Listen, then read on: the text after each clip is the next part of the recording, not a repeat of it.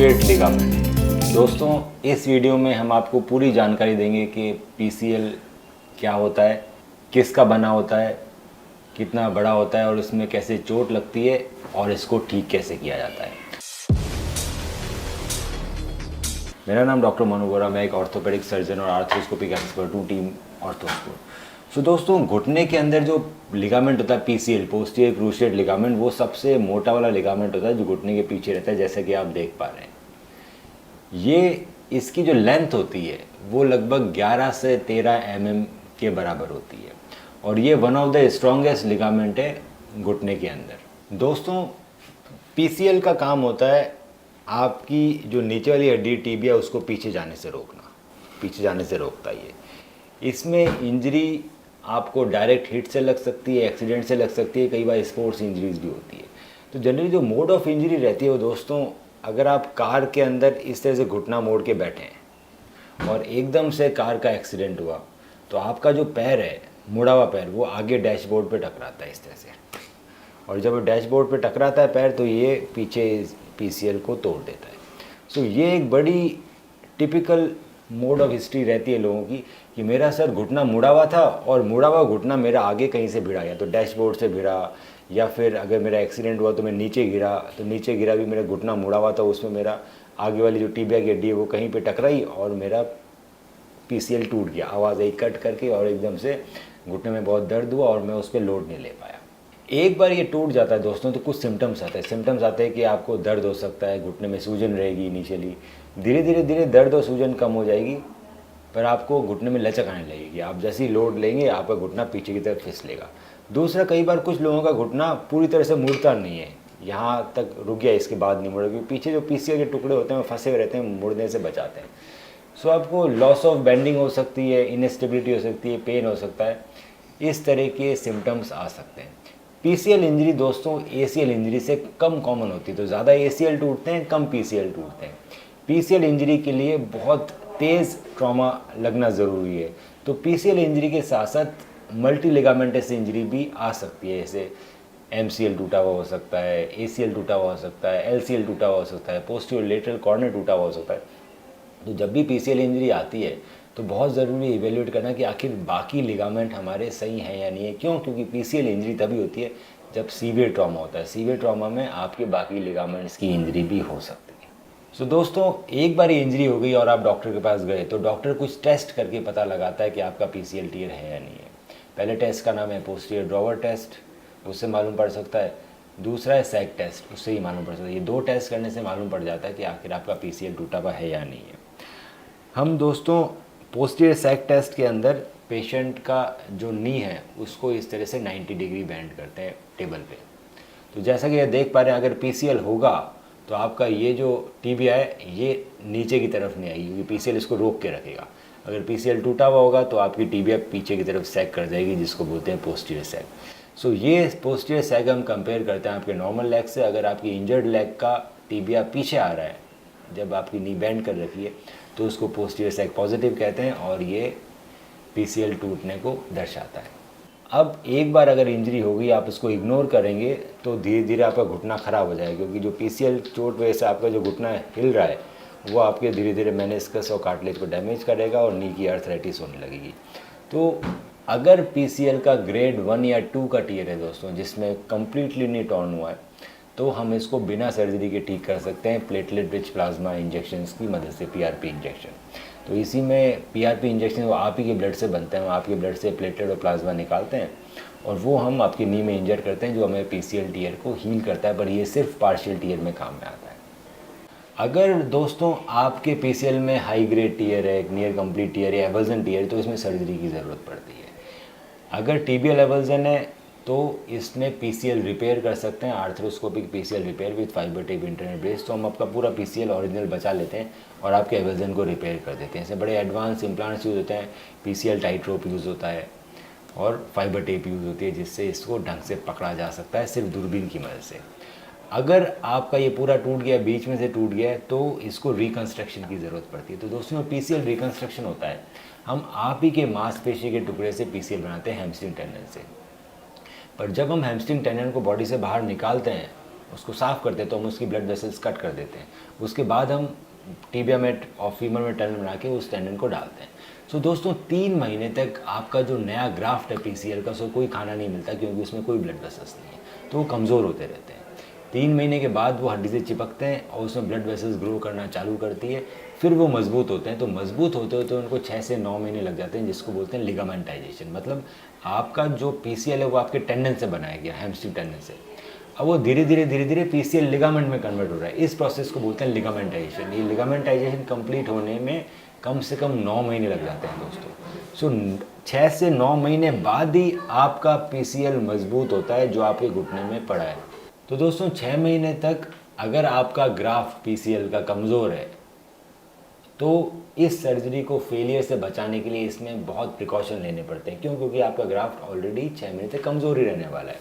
तो पीसीएल की सर्जरी के बाद 1.5 महीने तक आपको वज़न नहीं देना होता पैर में। अगर पैर पे वज़न देंगे तो आपका जो कमज़ोर ग्राफ्ट है वो टूट जाएगा या ढीला हो जाएगा। आपको घुटना बैंड नहीं करना होता, आप घुटना बैंड करेंगे तो वो ग्राफ्ट ढीले हो जाएंगे। सो 1.5 महीने तक ना तो आपको वज़न देना है, ना आपको घुटना बैंड करना है, आपका पाँव सीधा रहेगा ब्रेस में। फिर धीरे धीरे बैंडिंग चालू होती है। तो कहीं 4 महीने में कहीं जाके आप जॉगिंग कर पाते हैं, आपका नी बैंडिंग भी 3-4 महीने में आती है, और बैक टू रनिंग जाने में 6 से 9 महीने लग जाते हैं। अब इस बीच में कल को आपको चोट लग गई, आप गिर गए, झटका लग गया, एक्सीडेंट हो गया 6 महीने के दौरान, तो ये कमज़ोर जो पीसीएल है उसके टूटने के और डैमेज होने के चांसेस रहते हैं। सो दोस्तों ये सब कॉम्प्लिकेशन नहीं हो और हम जल्दी रिकवर हों, सक्सेस रेट भी अच्छा हो, इसके लिए इंटरनल ब्रेस एक अच्छा ऑप्शन रहता है।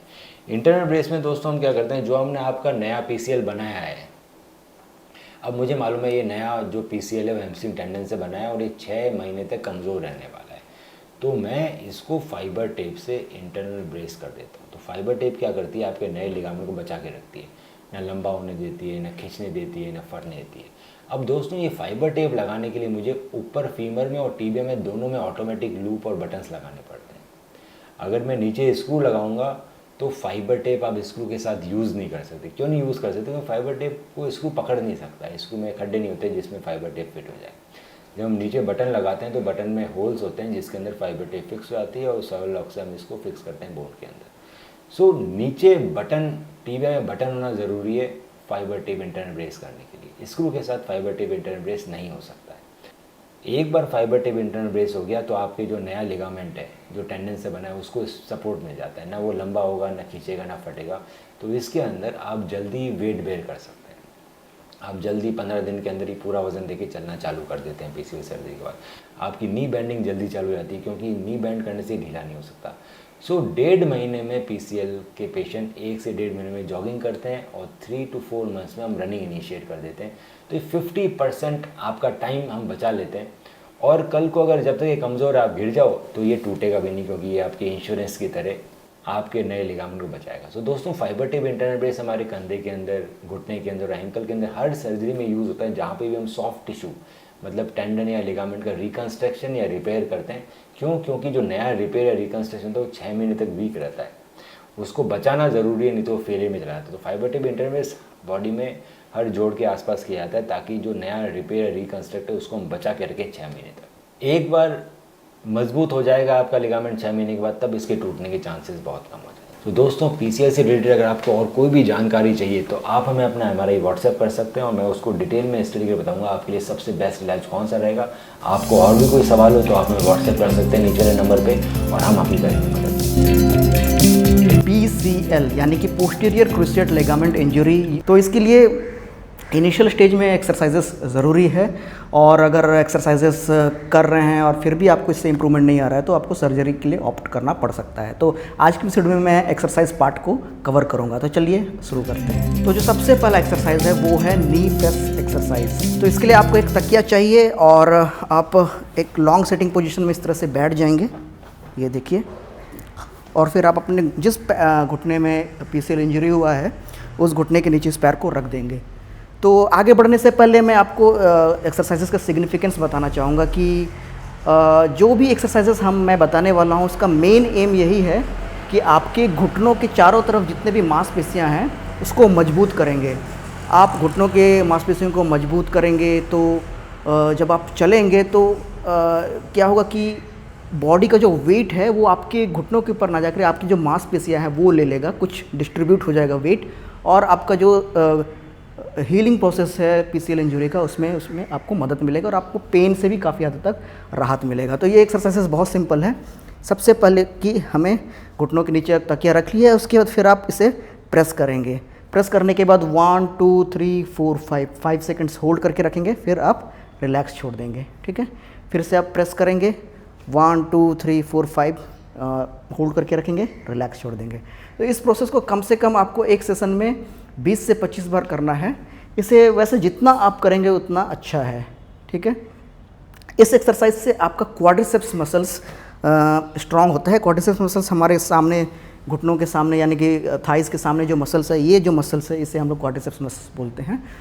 तो इसीलिए इस एक्सरसाइज को हम स्टैटिक क्वाड्रिसेप्स एक्सरसाइज भी बोलते हैं, क्योंकि इसमें कोई मूवमेंट नहीं हो रहा है लेकिन हम क्वाड्रिसेप्स को हम कॉन्ट्रैक्ट भी कर रहे हैं, तो इसलिए इसको स्टैटिक क्वाड्रिसेप्स एक्सरसाइज बोलते हैं। ठीक है, अब जो नेक्स्ट एक्सरसाइज है वो है एंकल फुट टो मूवमेंट। देखिए मैं अपने पंजों को इस तरह से ऊपर नीचे कर रहा हूँ। इसमें मेरा एंकल का भी मूवमेंट हो रहा है, टोज़ का भी मूवमेंट हो रहा है, फुट तो मूव हो ही रहा है।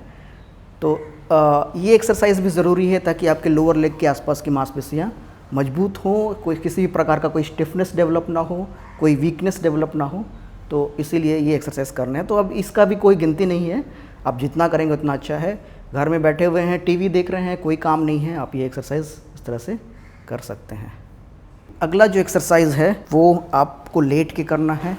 ये भी एक तरह से क्वाड्रिसेप्स मसल्स भी और आप हमारे हिप फ्लेक्सर्स मसल्स के लिए, दोनों के लिए है। इसे हम स्ट्रेट लेग रेस कहेंगे। तो आप सिंपली आपको अपने पैर को इस तरह से उठाना है और आप यहाँ नोटिस करेंगे कि मैं अपने घुटनों को पूरी तरह से सीधा रखा हूँ, मैंने इसे मोड़ा नहीं है। पूरी तरह से सीधा करेंगे और फिर अपने एंकल को यानी कि फुट को अंदर की तरफ खींच के फिर आप उठाएंगे। ठीक है, फिर से मैं आपको दोहरा देता हूँ। अब अपने एंकल को अंदर की तरफ खींचेंगे और फिर इसे आप उठाएंगे। ठीक है, इसे ज़्यादा नहीं उठाना है, 30 डिग्री तक उठाना है, 30 से 40 डिग्री तक। उसके बाद फिर आप इसे 5 सेकंड तक होल्ड करके रखें। 1 2 3 4 5 आप फिर नीचे रख देंगे। तो ये थोड़ा सा डिफ़िकल्ट एक्सरसाइज है कई लोगों के लिए जिनका पीसीएल इंजरी हुआ है। तो इसे आप 10 बार मिनिमम कर सकते हैं, 10 से ज़्यादा करेंगे तो अच्छा है। अब जो एक्सरसाइज है वो हमारे थाइस के बगल वाले मांसपेशियों को स्ट्रॉन्ग करना है। ठीक है, तो हमें थाइस के बगल वाले ये जो एक्सरसाइज मैं बता रहा हूँ, ये से हम हिप एबडक्शन एडक्शन कहेंगे। ये देखिए मैं अपने पैर को बाहर की तरफ ले जा रहा हूँ, ये देखिए। तो इससे क्या है कि हमारे थाइस के बाहर वाले मसल्स भी मजबूत हो रहे हैं और अंदर वाले मसल्स भी मजबूत हो रहे हैं, यानी कि हिप एबडक्टर्स भी मसल्स हो रहे हैं और एडक्टर्स भी मजबूत हो रहे हैं। तो ये एक्सरसाइज आप इस तरह से कर सकते हैं। ठीक है, इनिशियली। फिर जैसे जैसे आपको लगता है कि आपका स्ट्रॉन्ग हो रहा है, थोड़ा सा वीकनेस कम हो रहा है आपके नी के आसपास, फिर आप दूसरे एक्सरसाइज में प्रोग्रेस कर सकते हैं। तो अगला एक्सरसाइज के लिए आपको साइड लाइन पोजीशन में आ जाना है। तो मेरे लेफ़्ट नी में पेन था या फिर पीसीएल इंजरी था, तो मैं राइट साइड में लाइन में आ जाऊंगा और हमारा लेफ़्ट जो पैर है वो ऊपर की तरफ रहेगा। और फिर इस पोजीशन में आपको दोनों पैरों को पूरी तरह से सीधा करना है, फिर इसे उठाना है। इस तरह से उठाइए, कम से कम 30 डिग्री तक उठा के रखिए, ज़्यादा नहीं उठाना है। फिर 5 सेकंड तक होल्ड करके रखेंगे। ये भी एक तरह से स्ट्रेट लेग रेज हो गया, लेकिन ये साइड लाइन में है। इसे उठाइए, होल्ड करके रखिए, फिर नीचे उठाइए, 5 सेकंड तक होल्ड करके रखिए, फिर नीचे रख देंगे। इसे भी मिनिमम आपको 10 बार करना है। ठीक है, ये एक्सरसाइज से आपका हिप के बाहर वाला मसल्स स्ट्रांग हो रहा है। अब हम हिप के अंदर वाले मसल्स, नी के जो अंदर वाला जो हिप एडक्टर्स बोलते हैं, उसके लिए हम एक्सरसाइज करेंगे। उसमें आप इस तरह से सो जाएंगे, अपने दोनों घुटनों को बगल मोड़ देंगे, अपने हाथों को बगल में रख देंगे और अपने दोनों थाइज़ के बीच में 2 तकिया ले लेंगे। आप तकिया को फोल्ड कर सकते हैं या फिर 2 तकिया का लेयर बना करके इसे आप अपने थाइज़ के बीच में इसमें रखिए और फिर इसे प्रेस करेंगे। प्रेस करिए, फिर 5 सेकंड होल्ड करके रखिए, फिर रिलैक्स छोड़ दीजिए। प्रेस करिए, 5 सेकंड तक होल्ड करके रखेंगे, फिर रिलैक्स छोड़ देंगे। प्रेस करिए, फिर 5 सेकंड तक होल्ड करके रखेंगे, फिर इसे रिलैक्स छोड़ देंगे। कुछ एक्सरसाइजेस आपको बैठ के करना है। जैसे आप इस तरह से बैठ जाएंगे पैर झुला करके, और आपका जो फुट है वो फ्लोर पे टच नहीं होना चाहिए, थोड़ा सा ऊपर रहेगा। आप ऐसे बेड पे बैठे जो आपके थोड़ा सा ऊंचा हो, और फिर इस पोजीशन में फिर आप अपने नीज़ को इस तरह से सीधा करेंगे। ठीक है, इससे आपका स्ट्रेंथ भी बढ़ेगा, फ्लेक्सिबिलिटी भी बढ़ेगा नी के आसपास। ठीक है, तो इसको और थोड़ा सा इफेक्टिव बनाने के लिए आप एक वेट कफ, 1 से 1.5 किलो का वेट कफ यहाँ पे लगा करके बांध करके फिर आप ये एक्सरसाइज कर सकते हैं। वेट कफ ऑनलाइन अवेलेबल खरीद सकते हैं, नहीं तो फिर आप 1 किलो का नमक पैकेट लेंगे, उसे आप तौलिया गमछा से लेकर के यहाँ पे अपने एंकल के पास बांध के वैसे भी आप ऐसे इस तरह ये एक्सरसाइज कर सकते हैं। ठीक है, ये भी एक तरह से क्वाड्रिसेप्स स्ट्रेंथनिंग एक्सरसाइज है। उसके बाद जैसे जैसे आप आपका इम्प्रूवमेंट आएगा, आप थोड़ा सा खड़े होकर भी एक्सरसाइज करेंगे। खड़े होकर एक्सरसाइज करना का मतलब ये है कि आप इस तरह से खड़े हो जाएंगे और फिर अपने टोज़ को उठाएंगे। ठीक है, सॉरी, हील्स को उठाएंगे, तो इसको हम लोग हील ऑफ एक्सरसाइज बोलेंगे। ठीक है, धीरे धीरे ये क्या है कि आपके लोअर लेग के आसपास जितने भी मांसपेशियों को इसको मजबूत करेगा। इन सब का असर आपके स्ट्रेंथ में, आपका जो नी के कंट्रोल में ज़रूर काम आता है, और इनडायरेक्टली ये आपके हीलिंग प्रोसेस को काफ़ी हेल्प करेगा। ठीक है।